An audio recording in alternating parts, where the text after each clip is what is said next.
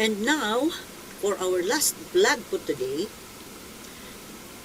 talakayin naman po natin itong si Attorney Harry Roque. May napapansin ba kayo kay Harry Roque? Ang taba. Tingnan mo yung mukha niya, yung wala nang leeg eh. Grabe, super taba, para ng baboy. Pati si Sara Duterte, sobrang taba. Alam mo yung tingin ko sa mga taong ganito, sobrang sarap ng mga kinakain. Masyadong abundant ang nasa hapagkainan. Ganun po. Kahit na tingnan nyo sa bahay nila, yun ang unang sinyales ng sobrang pera at sobrang sarap sa buhay. Pero may kinauwian yan. Diabetes yan at saka high blood. Now, ano bang tungkol kay Harry Roque? Kilala natin si Harry Roque na siya ay rabid pro Duterte. Dahil siya ay naging spokesperson ng dating Pangulong Duterte.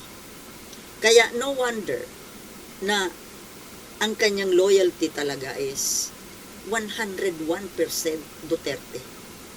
Kahit na siguro alam niya na may mga kabalbalan ito. Kahit na mapulaan siya na sa pagiging human rights lawyer, human rights activist. Pero bakit ngayon? Parang tinalikuran na niya ang kanyang dating advocacy. Yung pag-promote ng human rights. Ngayon kumakampi siya sa lumalabag sa human rights. Diba? Si dating Pangulong Duterte na sari-saring human rights violations ang ginawa. Naku, kung maririnig nyo lang lahat ng mga videos tungkol kay Duterte, tungkol kay, panoorin nyo yung manood kayo kay Vlogcaster. Dahil doon nyo makukuha lahat ng informasyon. Ako doon ko parang hindi ka panipaniwala po na itong si Duterte na dati ibinoto kong maging Pangulo, ikinampanya ko pa. Hindi ko sukat na akalain na isa pala siyang demonyo. Monster. Pero alam nyo, kitang-kita sa mukha kung ano talaga ang totoong, kung gaano kaitim ang kanyang budhi.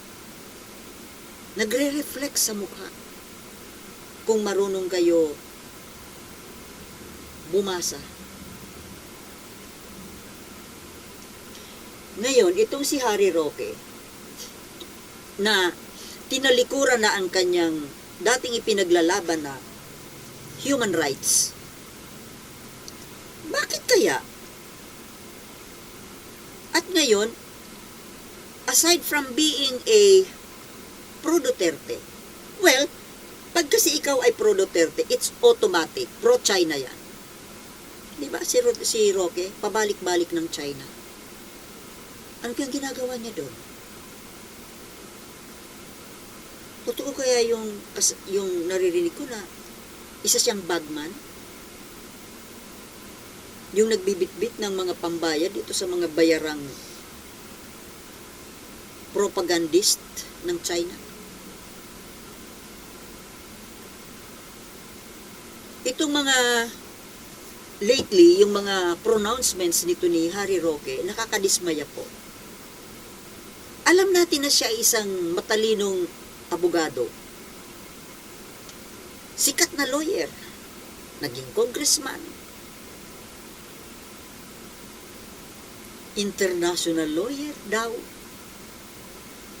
Pero ang mga itinuturo po sa atin, ngayon kasi bilang isang abogado,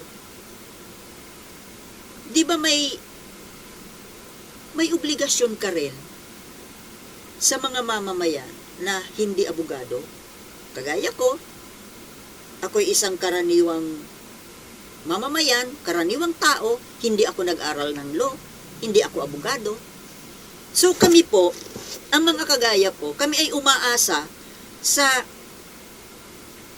pagtungkol sa batas, sa mga batas, sa mga karapatan ng tao. Kami po ay aasa sa mga kagaya ninyo, Hari Roque. Kaya kung ano man ang maririnig namin sa inyo, dahil kayo ang nag-aral ng batas, dapat paniwalaan namin yon. Para sa amin yun ang tama, kung ano ang maririnig namin na manggagaling dyan sa inyong bibig. Pero ngayon, dahil sa sobrang pagtatanggol ninyo sa mga Duterte, ito yung nagpapakalat kayo ng maling, parang tinuturuan nyo kami ng maling batas. Imbis na ma-educate nyo kaming mga non-lawyers, sa mga pinagsasasabi ninyong mali-mali, nagiging bobo tuloy kami. Ginagawa ninyo kaming bobo. Binubobo ninyo ang tao dyan sa mga sinasabi ninyo. Halimbawa, yung sinasabi mo na itong ginawa ni BBM na pagpapasok ng ICC ay impeachable offense. Pwedeng ma-impeach ang Pangulong Bongbong Marcos dahil sa pagpayag na pumasok ang ICC, dahil paglabag ito sa soberanya. My goodness, abogado ka. You're under the Supreme Court. Ang sabi ng Supreme Court, may jurisdiction ang ICC dito sa bansa natin. So, paano naging impeachable yun?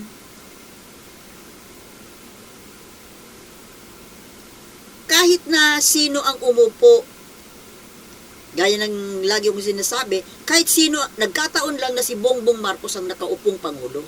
Paano kung si Leni Robredo ang nanalo? Sa palagay mo ba, hindi gagawin ni Leni Robredo yun? Napapasukin ng ICC? Gagawin din niya.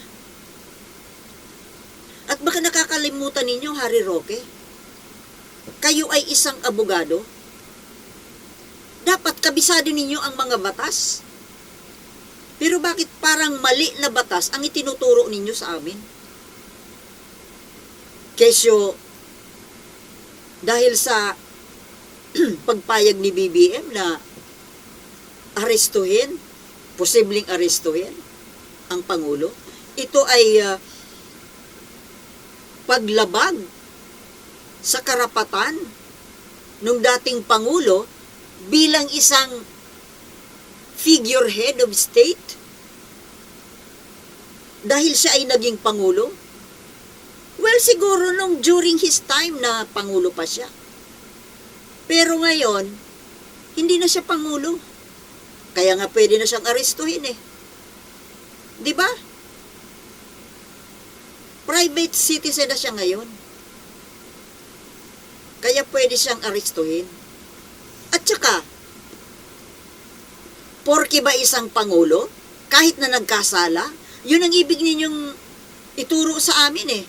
Dahil sa siya ay Pangulo, na simbolo ng bansa, kahit na ba nagpapatay ng libu-libong tao, okay lang.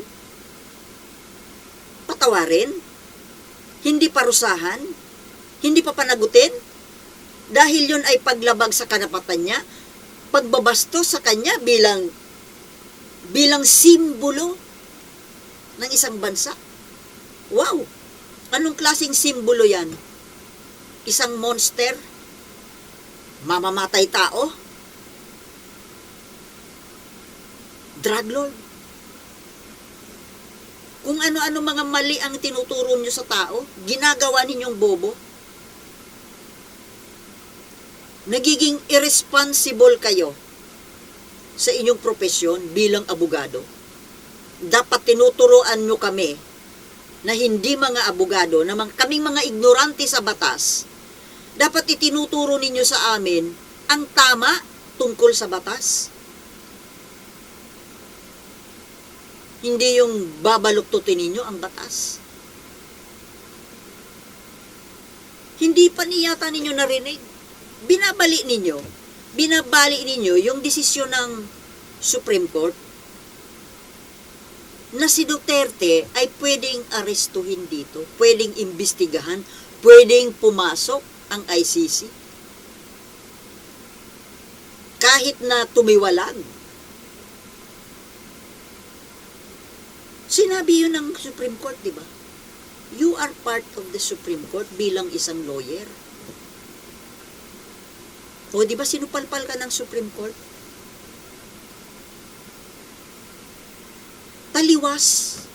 Taliwas ang iyong kaisipan sa kaisipan ng mga nasa Supreme Court at ng saligang batas. Kasi yung mga sinasabi mo, kinukontra mo yung content ng saligang batas ng Constitution. Unconstitutional yung mga sinasabi mo. So, hindi ako believe sa'yo dahil nagtuturo ka ng mali. Di ba professor ka rin? Nagtuturo ka ng batas. So, yun ba? Yun ba ang itinuturo mo sa mga estudyante mo? Magturo ka ng mali. Binabalubaluktot mo, mailigtas mo lang itong amo mo na killer. Pinipilipit mo, binabasag-basag mo yung batas. Mailigtas mo lang. For how much, Harry Roque? Alam mo sa ginagawa mong yan, may nilalabag ka na utos ng Diyos. Nagiging ano ka na yung false witness. Di ba?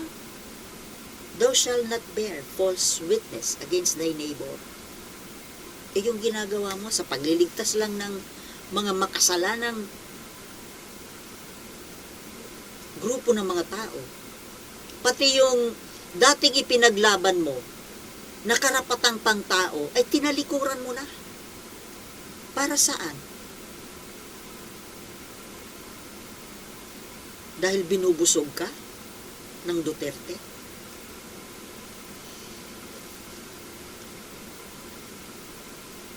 Dapat mangilabot ka sa ginagawa mo, Harry Roque. May katapusan din ang mga yan. At sana mag-ingat-ingat ka sa mga kinakain mo, no? Tingnan mo na itsura mo. Pwede ka nang tusukin ng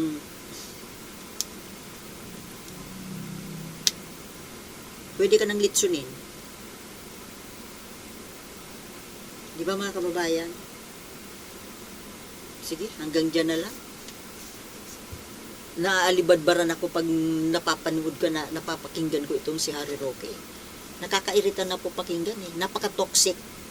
Lahat sila, yung DDS group, mga toxic na tao. Peace!